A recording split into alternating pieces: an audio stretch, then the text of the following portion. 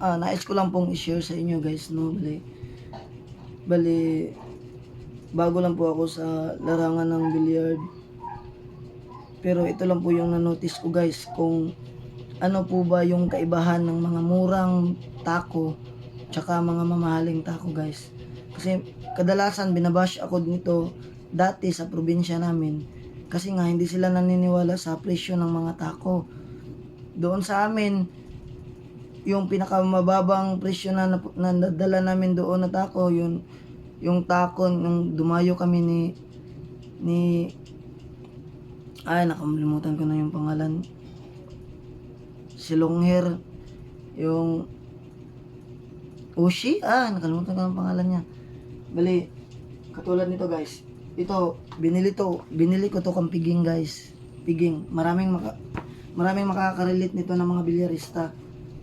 Yung tako ni piging guys, binili ko ng 8,000. Ito, binili ko siya ng 8,000 guys. Ito siya guys, no? May extension siya. Meron siyang extension. 8,000 yung bili ko guys. Pero yung binili niya ito, 7,000 lang, brand new. May kasama siyang extension dito. Pero syempre, ginamit na niya, nagustuhan ko. Kaya binili ko ng 8,000. Ito. 8,000 siya guys. 8,000. Hindi ko alam kung anong mga ganyan-ganyan niya guys, yung mga pangalan niya. Pero ito yung makikita ko talaga. Pag ganito na klase na ulo guys, mamahalin. Kasi lahat ng yan, mga may-ari yan ng mga player yan dito sa Davao guys. Katulad lahat nito. Ito talaga. Pag ganito ang ulo, ganito yung sinter niya na bakal. Yun talaga yung may presyo talaga na tako, hindi ordinary.